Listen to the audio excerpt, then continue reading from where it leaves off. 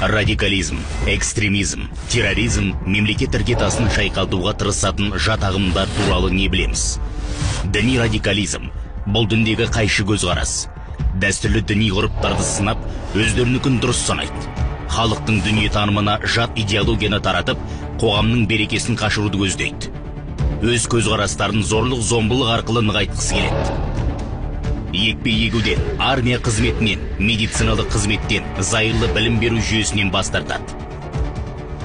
Экстремизм шеттеу, орталықтан ауытқу, белгіленген жерден тыс кету деген мағынаны білдіреді. Яғни қоғамдық және жалпы тәртіпті мойындамайды. Экстремистер өздерін ең таза, кіршіксіз деп санап, басқаның барлығын адасушыларға жатқызады.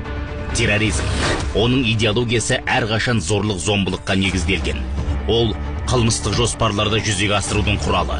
Терроризмде адам, ұлт деген белгілі бір конфессия жоқ. Барлық жас топтар оның құрбанына айналады. Қазақстан Республикасының аумағында адамның жынысы, ар-ожданы, ұлты, діни наным сенімін қорлауға, қатыгездік танытуға тыйым салынады.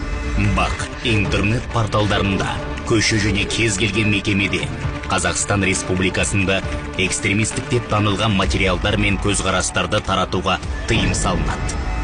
Мемлекеттің өміршеңдігі мен жұмысына зардабын тигізетін әрекеттер мен зорлық зомбылыққа шақыруға тыйым салынады.